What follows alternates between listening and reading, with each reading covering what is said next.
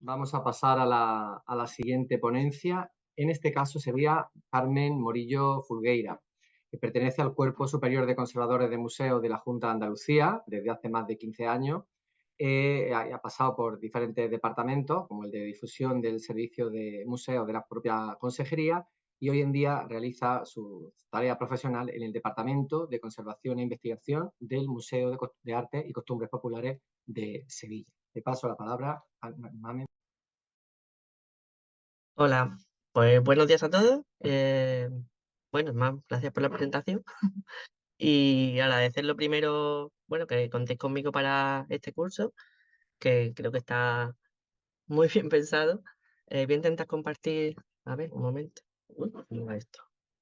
Bueno, yo como ha dicho Daniel, pues trabajo en el Museo de Artes y Costumbres Populares de Sevilla, que la disciplina es la etnología y, a ver, este.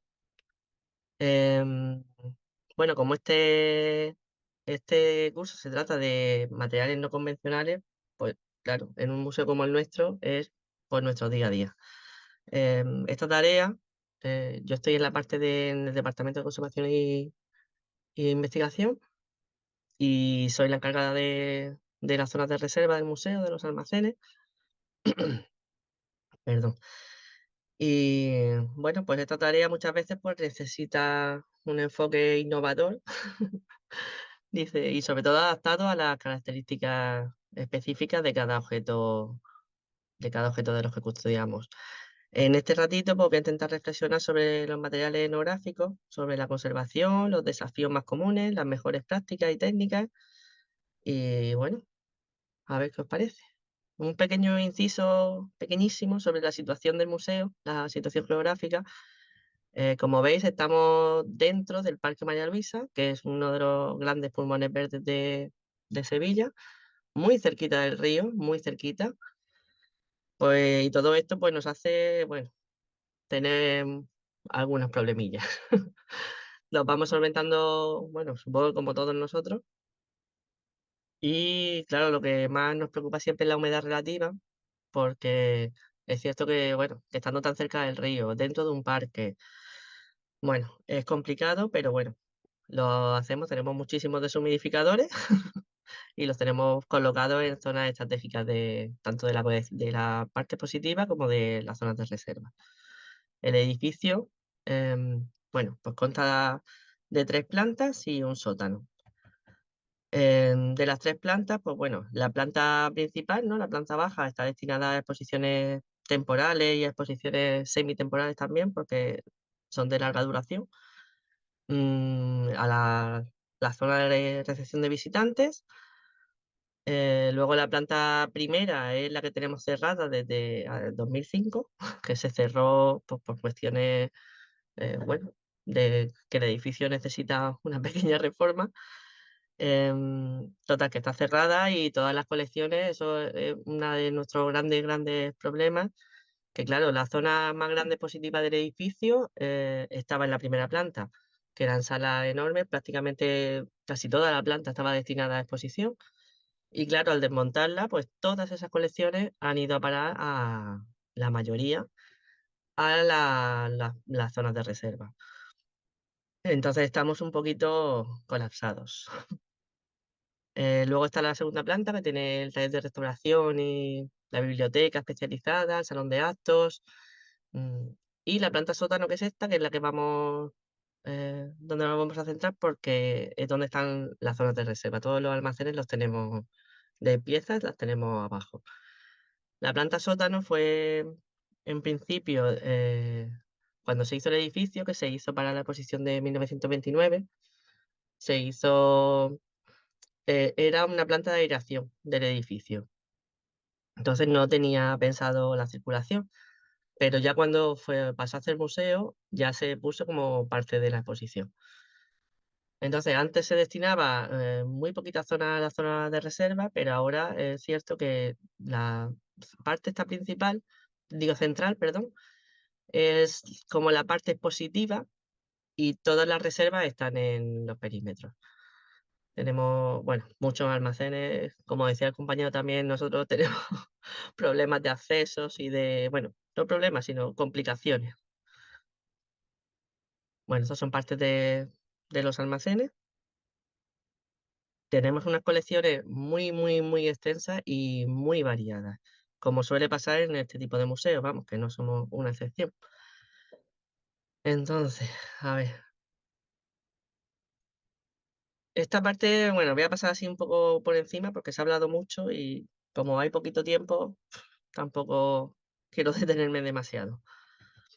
Mm, Solo decir, bueno, que los factores que influyen en la conservación preventiva de las colecciones son tanto el medio físico como el medio institucional. Y por institucional, eso nos referimos a, bueno, pues a tanto a las políticas que adopta bueno, el museo en este caso, o los dirigentes en general, tanto como a, pues yo qué sé, a los presupuestos, a, yo qué sé, la conservación, investigación, la limpieza, la seguridad, todo lo que implica, eh, bueno, todo esto. La puesta en práctica, la planificación, que es verdad que la hemos nombrado la mayoría, y porque es que es muy, muy importante tener muy claro lo que se quiere hacer antes de empezar y llevarlo a cabo de una manera, eso, lo más factible posible, porque muchas veces nos encontramos con problemas, pues yo qué sé, pues por ejemplo nosotros, que supongo pasará a muchos, pues el edificio es un BIC, entonces pues tenemos muchos problemas a la hora de la climatización, por ejemplo. Entonces, bueno, nos apañamos como podemos. Y a la hora de la conservación, pues lo que decía, la planificación es, bueno, pues observación, la documentación de las piezas es muy importante, tenerla lo más claro posible y la inspección y periódica de las colecciones, sobre todo las que sabemos que son más delicadas, para poder luego pues llegar a eso, a hacer un examen y un diagnóstico adecuado. Las zonas de reserva de colecciones del museo, bueno, como he dicho, tenemos una colección muy amplia, de una enorme variedad material y tipológica. Un alto porcentaje de estos fondos son de naturaleza mixta, que quiere decir eso, porque están mezclados los materiales orgánicos e inorgánicos en la misma pieza. Entonces, como han dicho los compañeros, bueno, hay que tomar decisiones. Entonces, tenemos desde juguetes a indumentaria, complementos, muebles, enseres domésticos, herramientas de oficio. Bueno, tenemos muchísimos, muchísimos, muchísimos materiales. Con frecuencia, pues bueno, es como decía eso, estos bienes constituyen un importante problema de conservación, ya que cada materia necesita unas condiciones específicas de preservación. Muchas veces estas condiciones entran en conflicto entre sí, por lo que al final pues llegamos como una especie de acuerdo entre los materiales y las condiciones, porque eso para no priorizar una sobre otra y bueno, que se conserve lo mejor posible. En el museo, hace ya, bueno, muchos años, se empezó porque, bueno, cuando empezó el museo las colecciones eran, bueno, había muy poquito personal, vamos, hay veces que ha estado solo el director o incluso el director y un conservador. Entonces, pues llegaban las colecciones y se almacenaban como se podía en ese momento, como se las podía tratar, se almacenaban por colecciones. Ya desde hace muchos años estamos cambiando todo esto. Como sabéis, los que trabajáis en almacenes es una tarea larga y lo que estamos haciendo es, ahora las almacenamos por materiales para eso, para que la conservación creemos que es mucho mejor así.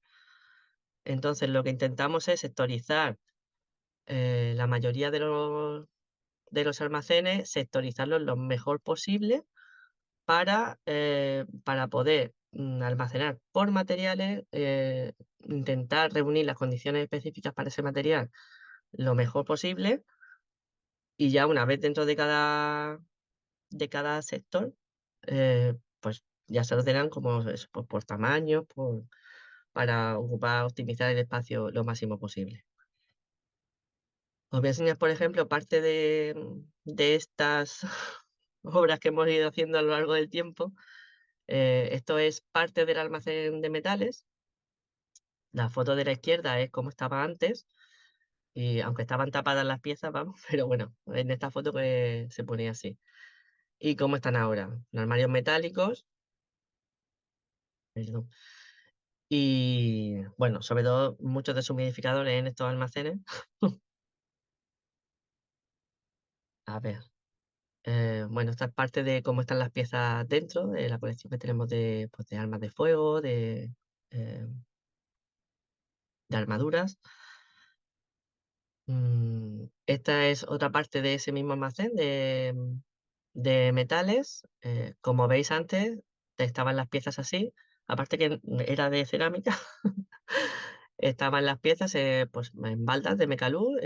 Como veis en este de aquí detrás, en realidad estaban, las tapábamos porque es que si no el polvo era imposible. Además, eso estando en medio de un parque es muy difícil. Esta zona, toda esta zona ahora pues la ocupa este maravilloso compacto que lo tenemos pues lleno de todo de metales. Em, el compacto es cierto que no es estable, o sea, no es completamente estanco, porque tiene que entrar un poquito de aire para que haya circulación. Pero es cierto que hemos puesto, nosotros también tenemos, creo que fue el del traje lo que lo dijo Daniel, tenemos Hanwell para controlar la humedad y la temperatura. Y es cierto que dentro del compacto se conserva, o sea, es súper estable. Mucho más que, o sea, se conserva la temperatura y la humedad mucho mejor que fuera. Incluso y en la sala, que esta sala, eso, la tenemos más baja de humedad, claro. Este es el almacén que ahora ocupa de cerámica, que antes, como os decía, era Mecalú. Y la cerámica, tenemos una colección de cerámica, bueno, estupenda, de cerámica popular, porque Antonio Limón, el antiguo director del museo, ya en los 80 hizo un trabajo de campo, fue por todos los alfares de Andalucía, y pues recogiendo muestras y recogiendo, bueno, con un grupo de investigadores, claro. Entonces tenemos una colección de cerámica popular maravillosa, de todos los tipos y todos los materiales que se usaban en cada uno de esos alfares que todavía existían, claro. Que hoy en día creo que hay uno o ninguno. Bueno, este es ahora cómo está ahora el almacén. Aquí os quería destacar, mira, por aquí, no sé si se verá, hay unos huecos. Estos huecos, por ejemplo, eran puertas, o sea, puertas, son orificios que daban de acceso para otras zonas del almacén. Todo esto es parte de esa sectorización que os decía antes, lo hemos conseguido con armarios. Aparte de ganar espacio, que evidentemente hemos ganado mucho, hemos acotado más la sala, entonces es mejor para las condiciones climáticas, se mantienen mucho mejor. Estos armarios, como veis, son de madera. Por fuera sí están lacados, pero por dentro son, ahora lo enseñaré, por dentro son madera sin tratar y ni nada. Y por detrás, como veis, aquí os quería enseñar, este es uno de los huecos que había antes, que ya hay un armario y ya solo se puede pasar por el hueco que hemos dejado abierto. Y tienen estos agujeros arriba y abajo para eso, para la aireación, porque no es bueno que sea estanco del todo, algo de aire tiene que pasar. Estas son las colecciones de cerámica histórica les llamamos, pues, bueno, de cartuja, bueno, vidriada, es sobre todo cerámica vidriada. Y las de cerámica popular. Este, por ejemplo, pues es el almacén, uno de los almacenes de textiles, que los tenemos pues, prácticamente igual que el Museo del Traje, muy parecido. Por eso esto no me detengo mucho. Tenemos otros almacenes que son pues, de juguetes, por ejemplo. em, este tipo de planeros hemos metido juguetes que son muy pequeñitos y sobre todo les hemos puesto estos separadores porque al ser cochecitos se movían mucho y era muy complicado. Entonces les hemos puesto estos separadores que le hacen por su cubículo particular para cada uno y están estupendos. ¿Qué más? Este es el almacén de madera o de más o menos. Estos almacenes, digo, estos armarios, perdón, tienen, bueno, esto es un ejemplo de lo que tenemos dentro. Las baldas son, o sea, aunque por fuera se ven las puertas separadas, por dentro es todo corrido. O sea, podemos poner varias baldas a la misma altura para piezas que son más largas y no caben en una sola balda, aunque entren por una de las puertas, pero ocupan a lo mejor 2 armarios o, bueno, o los que haga falta. Bueno, esto era para enseñaros lo de los agujeritos que os decía antes. Mm. Luego de materiales, evidentemente usamos materiales inertes de pH neutro, pues supongo que los típicos de todos lados, pues yo qué sé, pues Celaire, Lamprasil, Melinet, Trimay, no sé, Taiber, papel barrera, Ventulón, por ejemplo, para textiles, para hacer, bueno, para forrar las perchas, para hacer los rellenos, guata, cinta de algodón desnudada y planchas de tafón. Usamos espuma de tafón o plastazote para hacer sobre todo soportes para piezas que no sean muy anchas, porque así podíamos almacenarlas así. Al quedar la pieza siempre metida en el hueco, se pueden almacenar en o sea, en varias alturas. Bueno, las recomendaciones, esto la habéis nombrado mucho, me lo salto así un poquito y así vamos más rápido. Pero vamos, pues lo normal. Mira, aquí en este punto quería contaros, en un museo como el nuestro, evidentemente, necesitamos un método de control de plagas.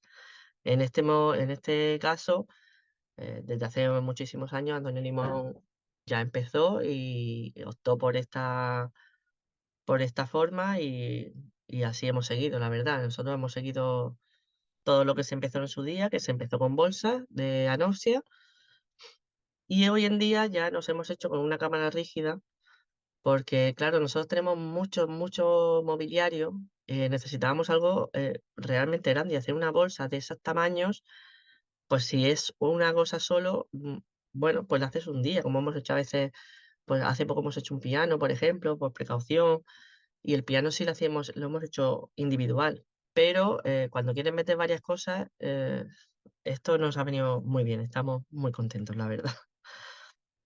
Entonces tenemos una cámara rígida, vale, perdón.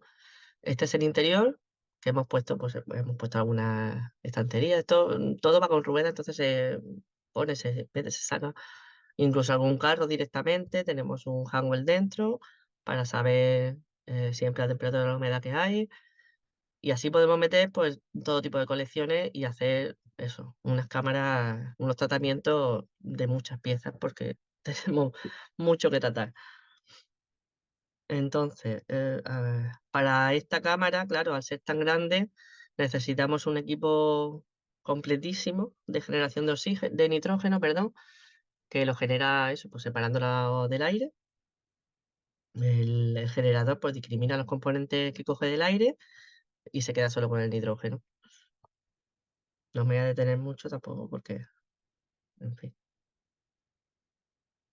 Tenemos muchas piezas, como esta, por ejemplo, que tiene de casi todos los materiales. O sea, puede tener, ay, perdón, que me he equivocado. Aquí.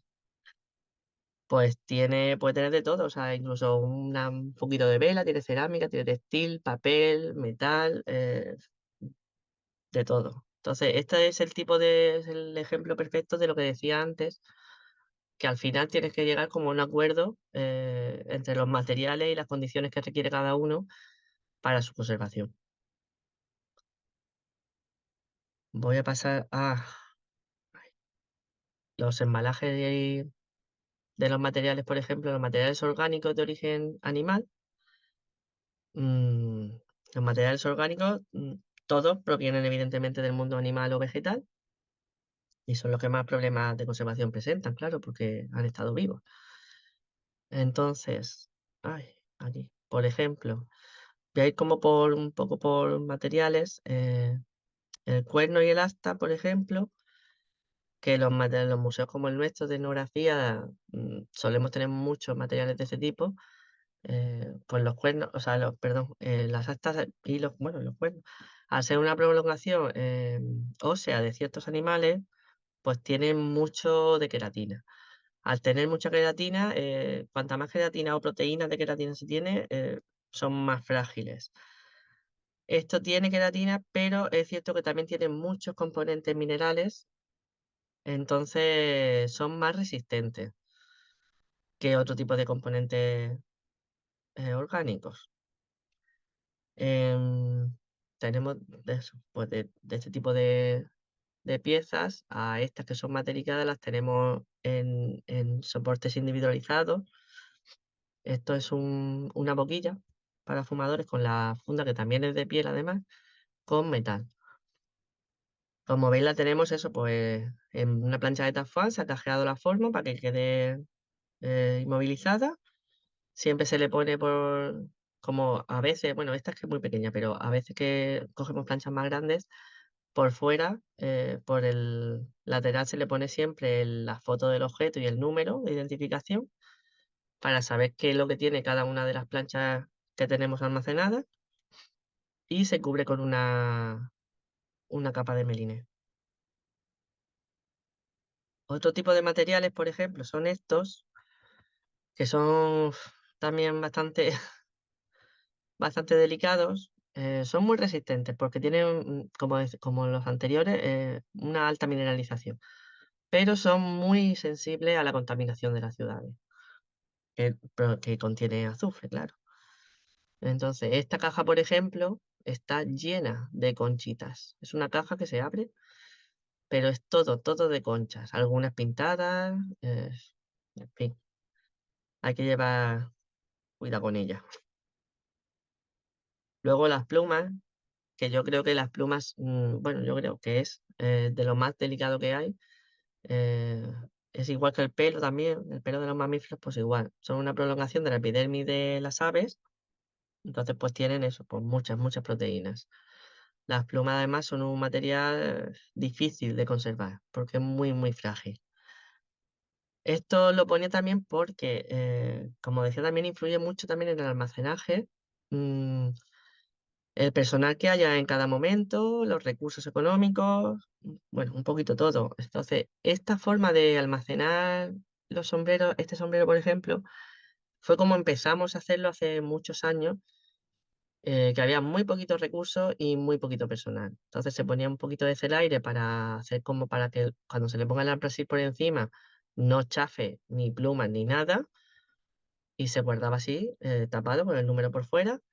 Ahora ya hemos pasado a este tipo de embalaje, mucho mejores, claro, poco a poco iremos llegando a esto de las piezas que nos quedan, que son pues cajas de cartón neutro, individualizadas, con el Tazmán dentro, con la forma del sombrero para que quede inmovilizado, la foto por fuera, por supuesto, y con el número de inventario, importantísimo, sabes qué es lo que tiene cada caja. Algunas de ellas, estas en concreto no, pero algunas tiene incluso una ventanita con un melinet para ver lo que hay dentro. Otra pieza que tenemos en el museo de plumas espectacular es este Pai Pai, que tiene, pues como veis, dos tipos de plumas diferentes de color y el mango de metal. Y en el centro tiene una escena es un dibujo. Entonces, ya hay una parte que se ha perdido, pero lo tenemos muy vigilado.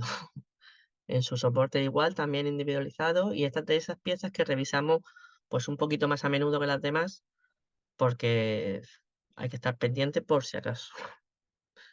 Este tipo de piezas también las revisamos más a menudo. Y además, como veis, ponemos piezas muy frágiles.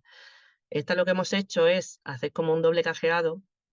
Uno primero donde se mete lo que es el peinecillo, y para que luego el pelo que estaba, digo, perdón, las plumas que está por encima no sufran, o sea, ni estén apretadas, ni sufran, o sea, ningún tipo de deformación de la forma original, que es esa que tiene ahí ahora mismo.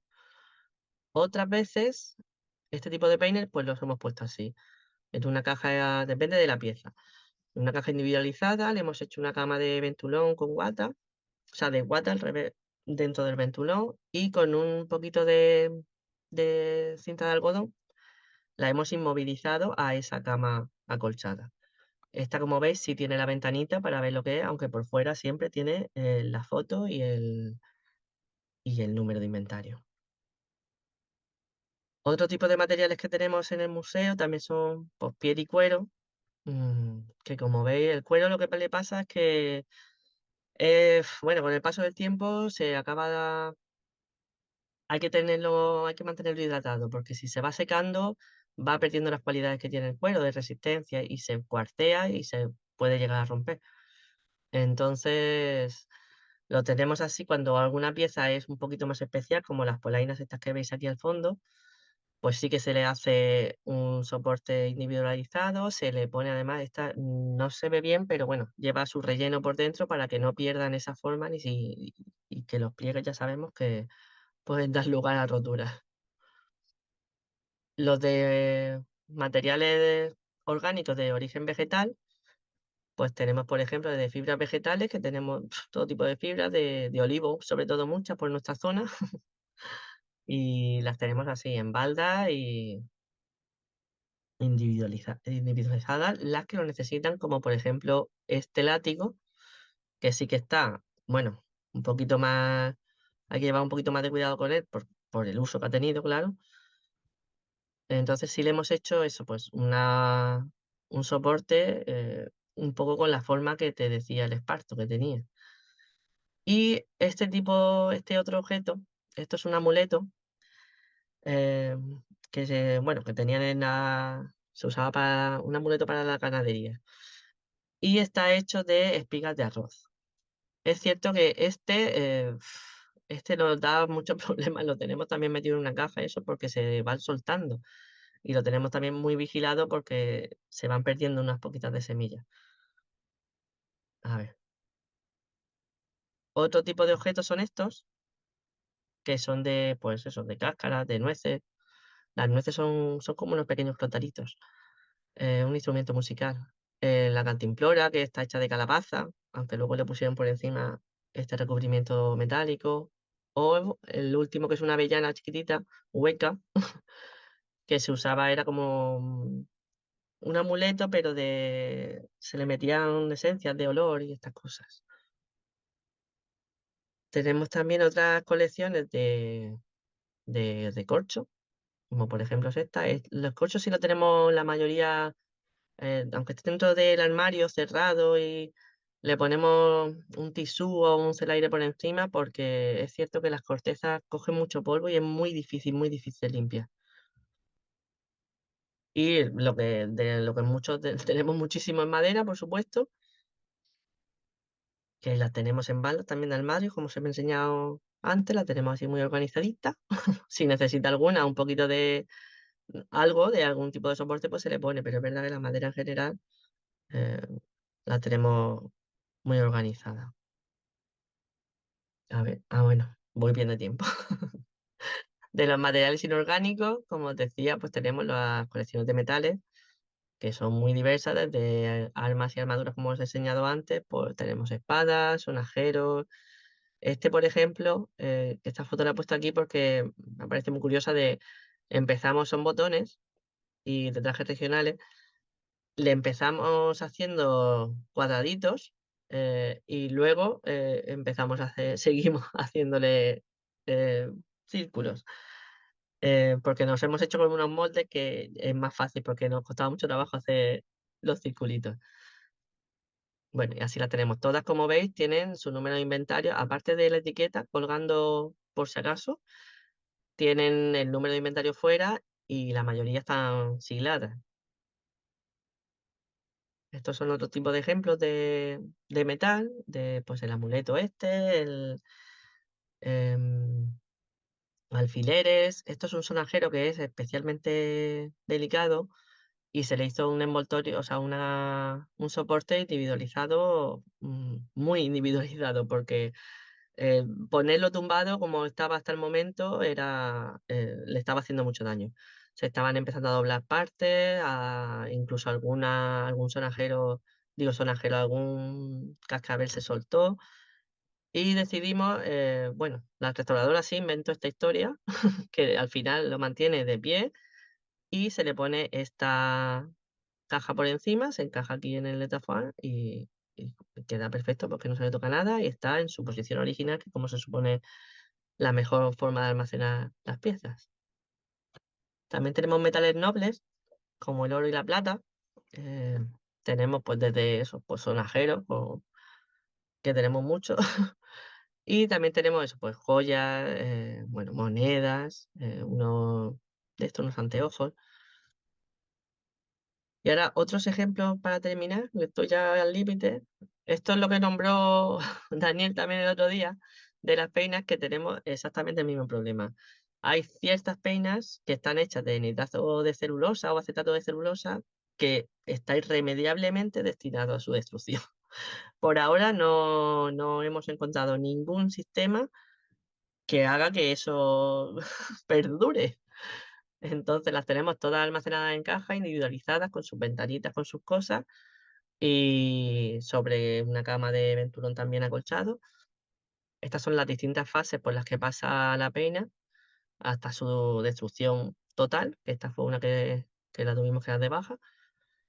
Esto que también la nombró una compañera, que ya hablaré con ella porque me hizo pensar mucho. Y también la tenemos eso, individualizada, le pusimos también un relleno dentro para que no se deformase más lo que es la máscara. Y nuestra colección de cosmética, que la tenemos en cajas, como veis, son cajas estándar de estas de conservación, las tenemos individualizadas e inmovilizadas así, y tapadas siempre. Estos son de polveras, de coloretes y cosas de estas, se le levanta con la tapita y están ahí dentro. Las colecciones de joyas, que las tenemos pues, también, casi igual que el traje también. Colección de muñecas, que también la tenemos. No podemos hacer una caja por cada muñeca, porque tenemos una colección muy grande y no tenemos personal ni tiempo. Pero bueno, como decía, eso tenemos pues el soporte de la cabeza para que no se deforme el pelo, incluso un poquito de melinet del más fino para que no se deforme nada, el relleno en los vestidos para que no se caiga tampoco, ni se forme más pliegues de lo normal. Y esta que creo que es la última, es un abanico de mil caras, de estos que tienen las caritas de marfil, que lo expusimos hace muy poquito y se guardaba, plegado. Pero en la última vez que lo hemos expuesto, hemos visto que aunque ha estado muy poco tiempo, ha sufrido muchísimo. Y ya hemos decidido que mejor se restauraba, se guardaba así, se le hacía un soporte individualizado y ya, no se pliega más, porque cada pliegue al final, van apareciendo las roturas. Y ya está, casi el tiempo. Que muchas gracias a todos y Perfecto, espero perfecto, no ¿no? haberos aburrido mucho. Está perfecto.